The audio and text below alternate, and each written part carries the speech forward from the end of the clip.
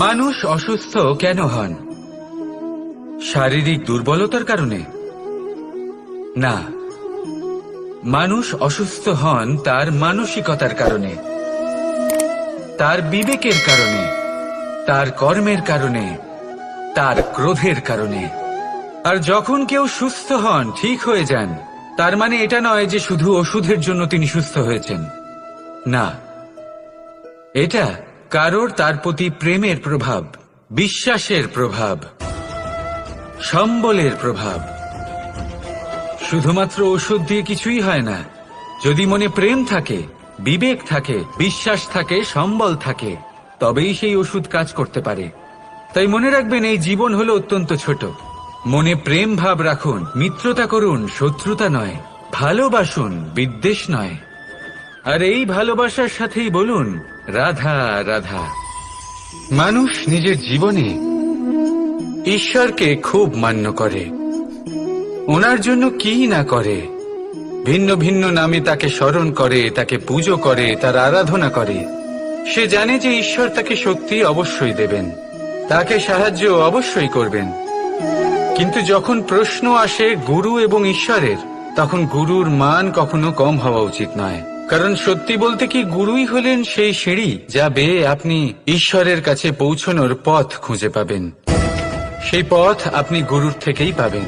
গুরু না থাকলে আপনি কখনো ঈশ্বর লাভ করতেই পারবেন না। আর জীবনে অনেক সময় লক্ষ্যের থেকেও অনেক বেশি গুরুত্বপূর্ণ হলো পথ।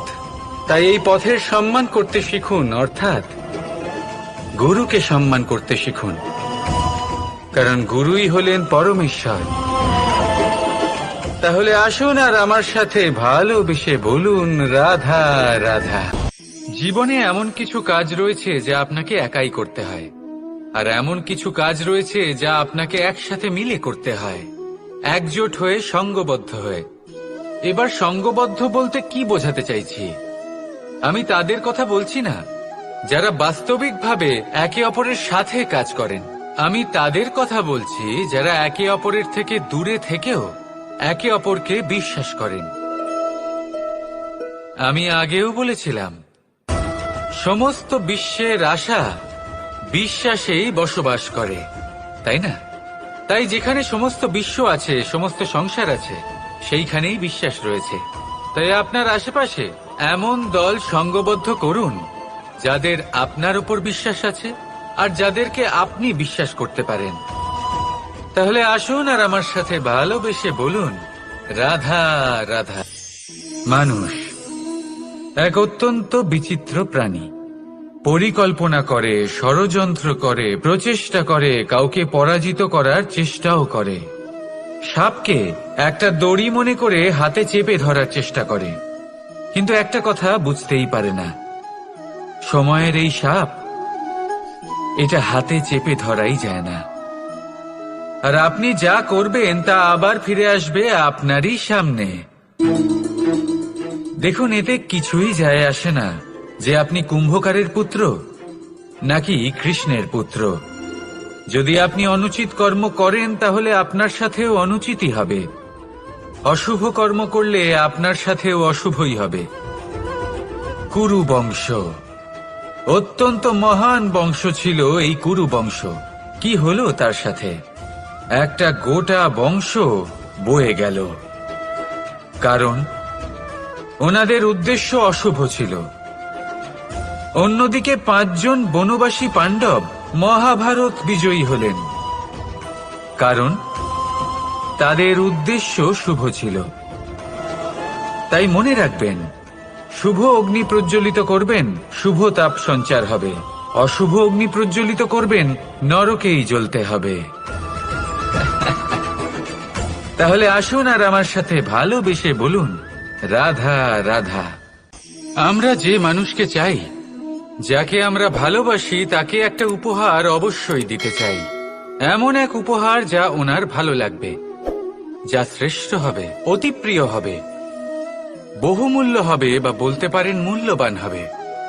তাই আমরা কি করি? আমরা বাজারে যাই, তার জন্য স্বর্ণ, আভূষণ, হিরে, মুক্ত এইসব নিয়ে আসি। কিন্তু এটাই কি সর্বশ্রেষ্ঠ উপহার? কখনোই নয়। সর্বশ্রেষ্ঠ উপহার হল স্বাধীনতা, তাকে নিজের মনের মতো বাঁচার স্বাধীনতা। যদি আপনি কাউকে স্বাধীনতা না দিতে পারেন, তাহলে সে কোথাও না কোথাও বন্দী হয়ে যায়, তার বিকাশ কোথাও না কোথাও আটকে যায়। কিন্তু যদি আপনি কাউকে স্বাধীনতা দিতে পারেন, তাহলে আপনি দেখবেন ও সমস্ত সংসারকে, এই জীবনকে নিজের দৃষ্টিভঙ্গি দিয়ে দেখবে, বুঝবে যে কোনটা হলো রাধা। আপনার জীবনে আপনার প্রকৃত বন্ধু আসলে কে? আপনার সব থেকে শ্রেষ্ঠ মিত্র আসলে কে? তিনি যিনি সময় এলে পরে আপনাকে সাহায্য করেন, নাকি তিনি যিনি সময় এলে পরে আপনাকে অর্থ দেন? দেখুন, আমরা হলাম মানুষ, আমাদের জীবনে লেনদেন চলতেই থাকে, এটা আমাদের জীবনের অভিন্ন অংশ। কিন্তু অনেক সময় এমন হয় যে আমরা তাকেই নিজের প্রকৃত বন্ধু বলে মনে করি, যিনি আমাদের একটা বহুমূল্য উপহার দেন, ঠিক কিনা? এবার আপনার জীবনে সেই বহুমূল্য উপহার কোনটা, ওই অমূল্য মিত্র আসলে কে, সেই সিদ্ধান্ত হলো আপনার। কিন্তু যদি আপনি আমাকে জিজ্ঞেস করেন, তাহলে আমার মতে স্বর্ণ, হিরে, মুক্ত, ধন এগুলো বহুমূল্য নয়। বহুমূল্য হলো সঙ্গ, যখন আপনি একা হয়ে যাবেন, সময়, যখন আপনার তাকে প্রয়োজন হবে, সমর্পণ, যখন আপনার বিশ্বাসের প্রয়োজন পড়বে। যে মানুষ আপনার প্রতি এই 3 গুণ প্রদর্শন করেন, যিনি আপনার কঠিন সময়ে আপনাকে অবশ্যই সঙ্গ দেবেন, যখন আপনার প্রয়োজন পড়বে আপনাকে অবশ্যই সময় দেবেন, আপনার প্রতি সম্পূর্ণ সমর্পিত থাকবেন, সেই হলো আপনার আসল মিত্র, সেই হলো আপনার প্রকৃত বন্ধু।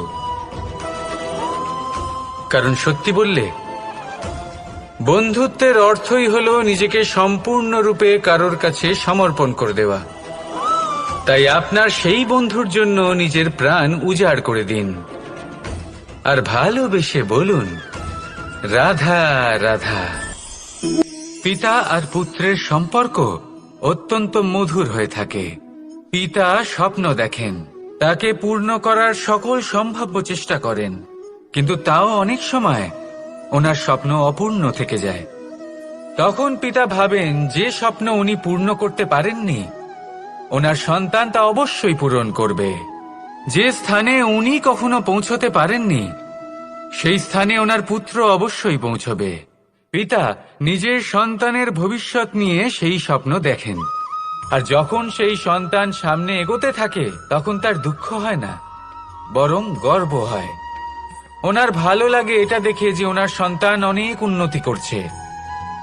কিন্তু যখন সন্তান নিজের অভিভাবকের শক্তি দেখে, তার যশ দেখে হিংসা করতে থাকে, সমস্যা সেইখানেই শুরু হয়। সেই জন্য সকল সন্তানকে এটা মনে রাখতে হবে, দেখুন, পুত্র হবার সুবাদে, এক সন্তান হবার সুবাদে এটা হলো আপনার অধিকার যে আপনি আপনার পিতার থেকে বেশি উন্নতি করবেন। আপনার পিতাও এটাই চান, কিন্তু সুস্থভাবে এটা করুন। একটা রেখা টেনে নিন, যাতে আপনি তাতে এগোতে পারেন, আর আপনার পিতার তাতে গর্ববোধ হয়, আর সেই বিষয়ে দুঃখ না হয় যে আমার সন্তান আমাকেই ছোট করার চেষ্টা করছে। ইতিহাস সাক্ষী রয়েছে, যে মানুষ অন্য কাউকে ছোট করার চেষ্টা করেছেন, সেই মানুষই ছোট হয়ে গেছেন। আর আমার মনে হয় না আপনি এটা চান, কারণ কোনো একদিন আপনিও কারোর পিতা হবেন। আসুন আমার সাথে ভালোবেসে বলুন, রাধা রাধা।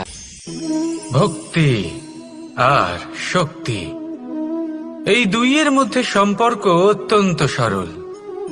মানুষ ভক্তি করেন যাতে তিনি শক্তি লাভ করতে পারেন, আর শক্তি লাভ করার পরে ভক্তি ভাব ভুলে যান, আর শক্তির প্রতি আসক্তিতে মত্ত হয়ে যান, আর সেখান থেকেই তার বিনাশ শুরু হয়। কেন? কারণ ভক্তির দ্বারা প্রাপ্ত শক্তি অন্য কারোর হিতের জন্য ব্যবহার করতে হয়, অন্য কারোর মঙ্গল করার জন্য ব্যবহার করতে হয়, কারোর বিনাশের জন্য নয়।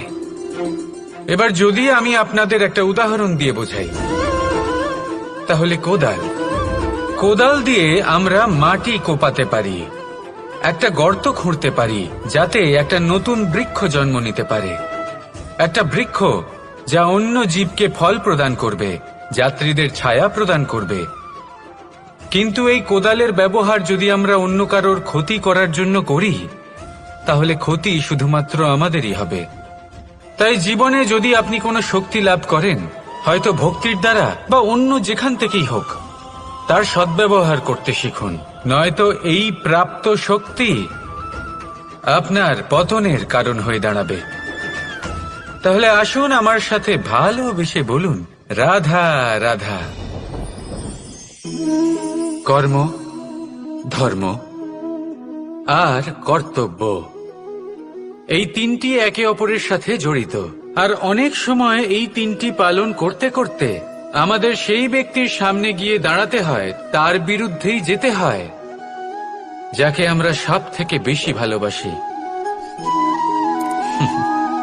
কিন্তু সেইখানে এই যুদ্ধ কোনো ব্যক্তিগত যুদ্ধ থাকে না, এ হলো কর্ম, ধর্ম আর কর্তব্যের যুদ্ধ। এটা সরল নয়, অত্যন্ত কঠিন হয় তার সম্মুখীন হওয়া যাকে আমরা সব থেকে বেশি সম্মান করি। কিন্তু আমাদের তো আমাদের ধর্মের পথে চলতেই হবে, কারণ আমরা কর্মবদ্ধ, কর্তব্যবদ্ধ, আর এটাই করা উচিত। শুধু এটুকু মনে রাখবেন, যদি আপনার উদ্দেশ্য শুভ হয়, আপনার ভাবনা শুভ হয়, আপনি যদি কর্ম, ধর্ম আর কর্তব্যের পথে অগ্রসর হন, তাহলে এই প্রক্রিয়াতে যদি আপনাকে আপনার আরাধ্যেরও সামনে দাঁড়াতে হয়, তাহলেও আপনার কোনো ক্ষতি হবে না। তাহলে আসুন আর আমার সাথে ভালোবেসে বলুন, রাধা রাধা। সাথী, সাথী এই শব্দটির ব্যাখ্যা কে কিভাবে করে? মিত্র, সখা, বন্ধু। কিন্তু অর্থ একটাই, তিনি যিনি আপনার সঙ্গী হন আর তিনি যার সাথী আপনি হন। এবার সব থেকে বড় প্রশ্ন হলো এটাই যে তিনি কে হতে পারেন যাকে আপনি আপনার সাথী বলে মেনে নিতে পারেন, নিজের সখা, নিজের মিত্র, নিজের বন্ধু মেনে নিতে পারেন। আপনার সাথী হলেন তিনি যিনি দুঃখের সময় আপনার পাশে থাকবেন, আপনার হাত ধরে থাকবেন। আপনার সাথী হলেন তিনি যার হাত আপনি নিজের সুখের দিনে ধরে থাকবেন। সেই সাথীরই হাত ধরুন যিনি দুঃখে সবসময় আপনাকে সাহায্য করার জন্য তৎপর হয়ে থাকেন, আপনার পাশে থাকেন, আর যাকে সুখের দিনে আপনি আপনার সাথে রাখতে পারেন। আর যখন আপনার সাথে আপনার এই সাথী থাকবে, তখন আপনি এটা বুঝবেন যে যখন জীবনে দুঃখ আসে, তখন এই দুঃখ কমে যায়, সবার মধ্যে ভাগ হয়ে যায়। আর যদি তখন সুখ আসে, তাহলে সেটা সবার উপস্থিতিতে আরো বেড়ে যায়। এটাই হলো প্রেম, এটাই হলো ভালোবাসা, এটাই হলো সঙ্গ, যেমন সম্পর্ক আমার আর রাধার মাঝে। তাহলে আসুন আর আমার সাথে ভালোবেসে বলুন, রাধা রাধা। মানুষ জীবনে তিনটে কাজ অবশ্যই করে থাকে, কিছু দান করে, কিছু গ্রহণ করে, আর কিছু ত্যাগ করে দেয়। এটাও ভাবতে থাকে যে এটা করলে কিভাবে করবে। দেবার জন্য পর্যাপ্ত ধন নেই, নেবার জন্য সংসারে অত স্নেহ নেই, আর ত্যাগ করার জন্য জীবনে এত সুখই নেই, তাহলে কিভাবে করবে? আসলে আমরা বস্তুগত চাহিদা অর্জনে এত ব্যস্ত হয়ে পড়ি যে আমরা বুঝতেই পারি না যে কি নেবার আছে, কি দেবার আছে, আর কি ত্যাগ করার আছে। তাহলে আজ আমি আপনাকে বলেই দিই, মনে রাখবেন এই তিনটে গুরুত্বপূর্ণ গুণ, তিনটে গুরুত্বপূর্ণ কথা। দেবার জন্য আছে দান, নেবার মতো আছে জ্ঞান, আর ত্যাগ করার মতো আছে অহংকার। যখন আপনি দান করতে শিখে যাবেন, জ্ঞান অর্জন করার শক্তি আপনা থেকেই আপনার মধ্যে চলে আসবে। আর যখন এই জ্ঞান আপনার মধ্যে প্রবেশ করবে, অহংকার আপনা থেকেই আপনার থেকে দূরে চলে যাবে। যে ব্যক্তি এই তিনের মধ্যে ভারসাম্য বজায় রাখতে পারে, তার বর্তমান, ভূত, ভবিষ্যৎ, লোক, পরলোক সবকিছু শুধরে যায়। যেই দিন আপনি দান করতে শিখে যাবেন, জ্ঞান আহরণ করতে শিখে যাবেন, অভিমান ত্যাগ করতে শিখে যাবেন, আপনার সর্বশক্তিশালী, সর্বশক্তিমান পরমেশ্বরেরও প্রয়োজন পড়বে না। কারণ তখন ঈশ্বর আপনার মধ্যেই বাস করবেন। তাহলে আসুন আর আমার সাথে ভালোবেসে বলুন, রাধা রাধা। প্রেম এই সংসারে এসেছিল এই সংসারকে প্রেমের শিক্ষা দেওয়ার জন্য, এই জীবনের সুখের অনুভূতি আসলে কি তা শেখানোর জন্য। কিন্তু যদি সত্যি কথা বলি, তো আমি নিজেই প্রতিদিন প্রেমের নতুন নতুন স্বরূপ দেখতে পাই, প্রেমের একটা নতুন অনুভূতি প্রত্যেক নতুন দিনে। আর তার কারণ হলো এই প্রেম অনন্ত, এ হলো দৈব। প্রেম হলো এই সংসারের সবথেকে বড় ঢাল এবং সবথেকে বড় অস্ত্র।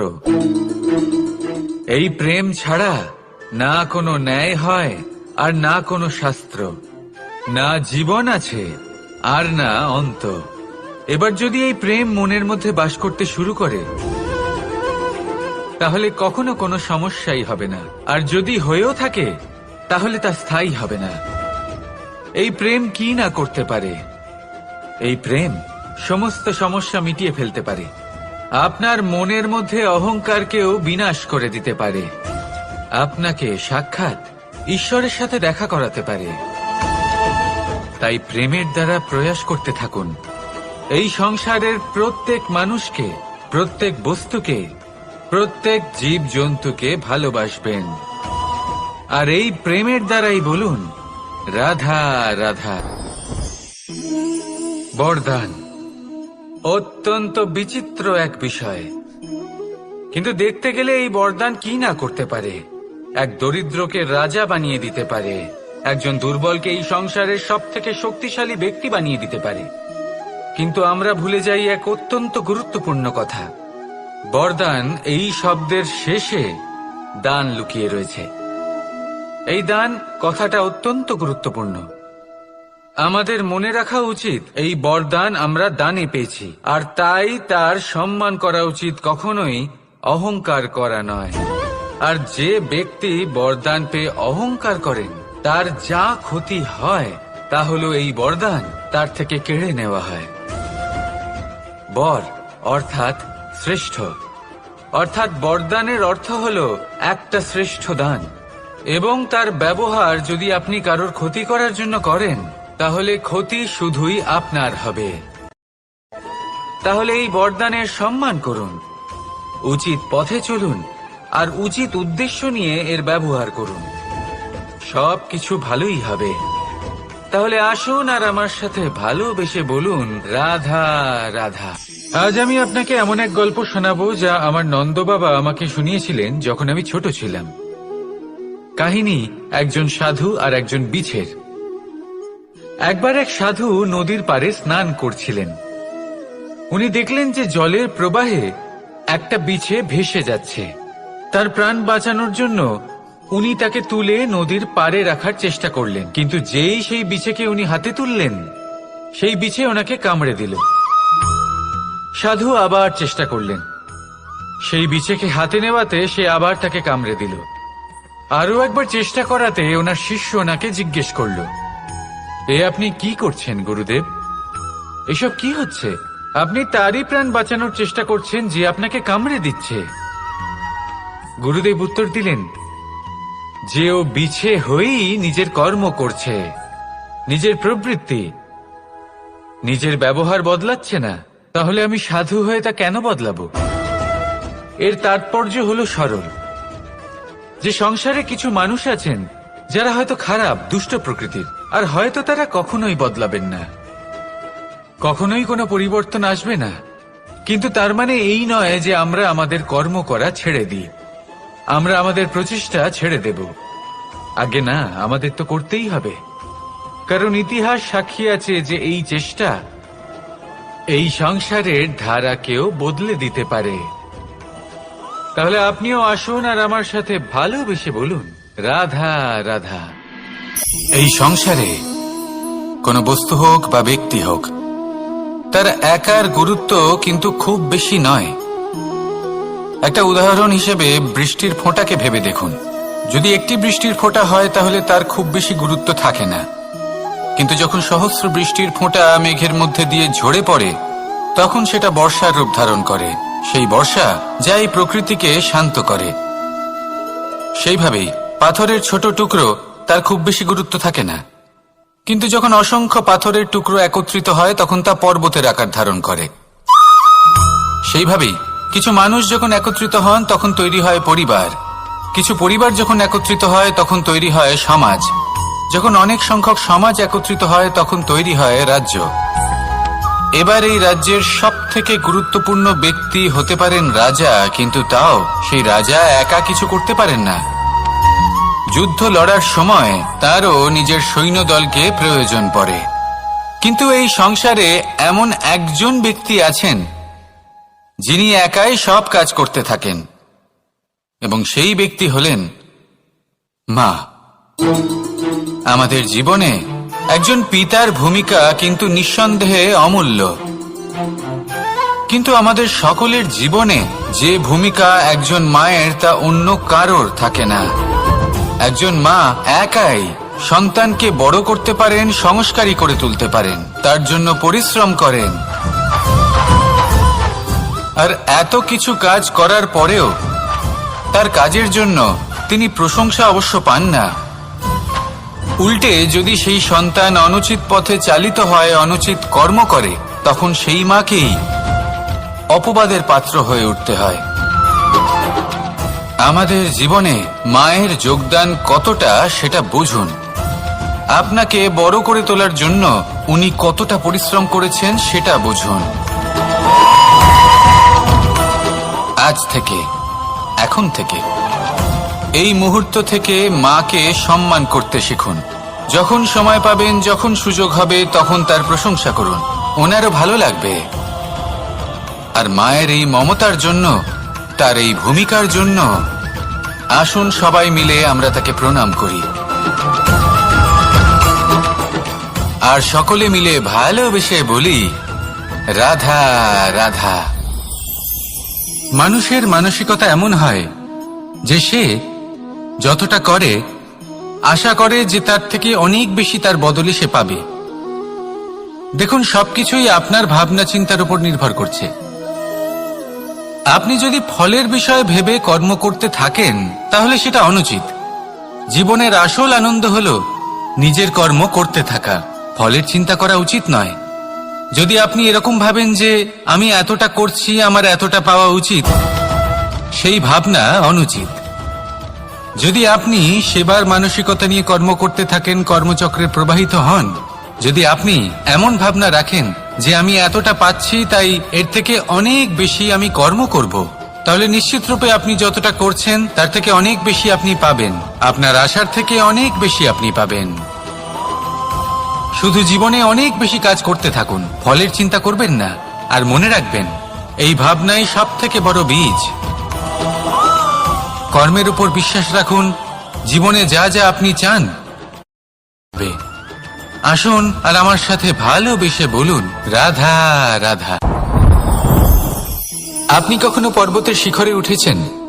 আপনি দেখতে পাবেন পর্বতের পদতলে প্রচুর সুন্দর ফুল রয়েছে, সবুজ বনানী রয়েছে। যত আপনি ওপরে উঠতে থাকবেন তত ফুল কমতে থাকবে, সবুজ বনানী কমতে থাকবে।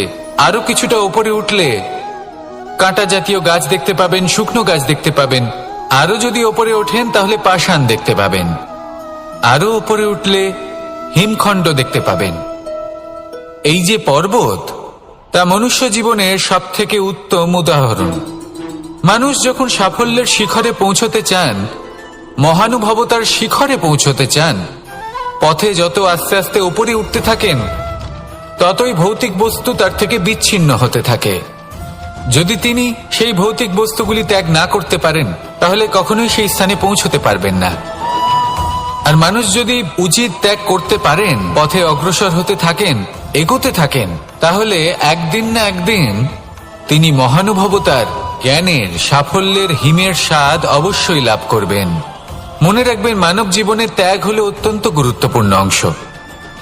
আসুন আমার সাথে ভালোবেসে বলুন রাধা রাধা। আপনি কখনো কোনো বাজকে নিজের বাসা বানাতে দেখেছেন? এই বাজ যখনই কোনো বাসা বানায় তখন উঁচু গাছের ডালে বা কোনো পর্বতের শিখরে বাসা বানায়, অনেক উচ্চতায়। আর সেখানে তার সন্তানও জন্মগ্রহণ করে।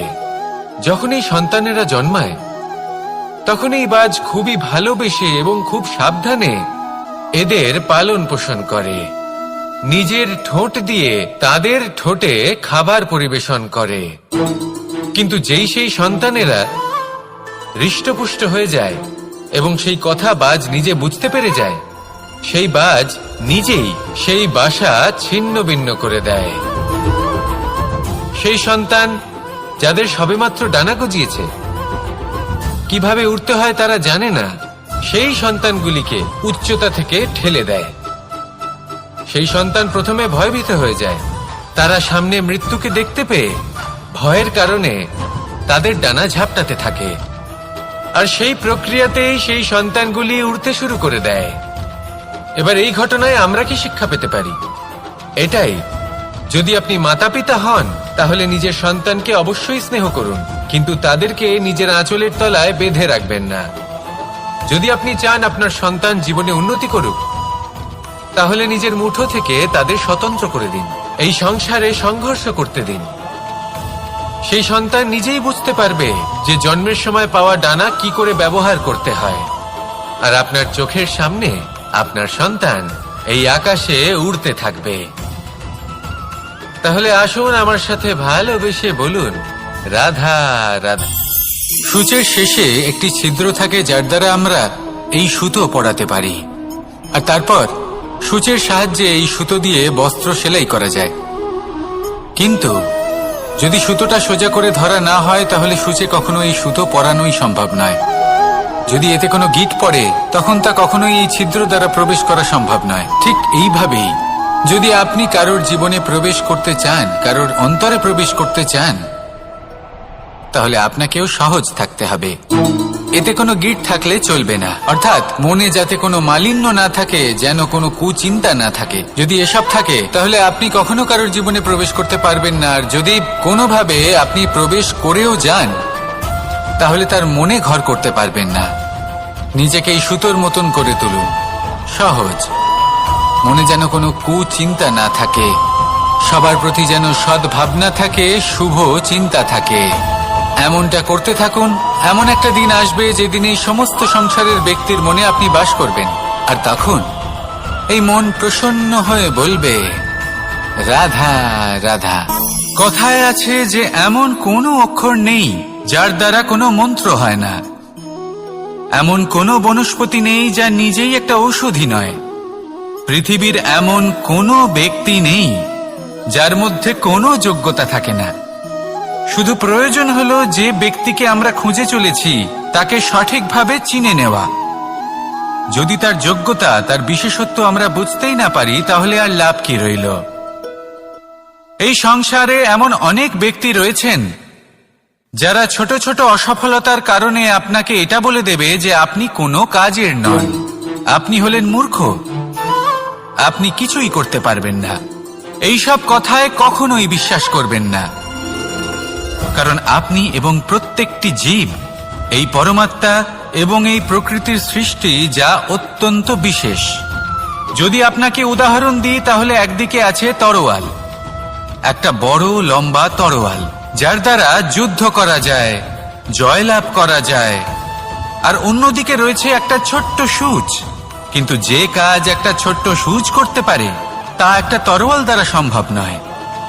এর অর্থ হলো এটাই যে প্রত্যেকটা রচনা অত্যন্ত অমূল্য এবং অত্যন্ত বিশেষ হয়। তাহলে বিশ্বাস রাখুন যে আপনি অত্যন্ত বিশেষ একজন, আর প্রেমের সাথে বলুন, রাধা রাধা।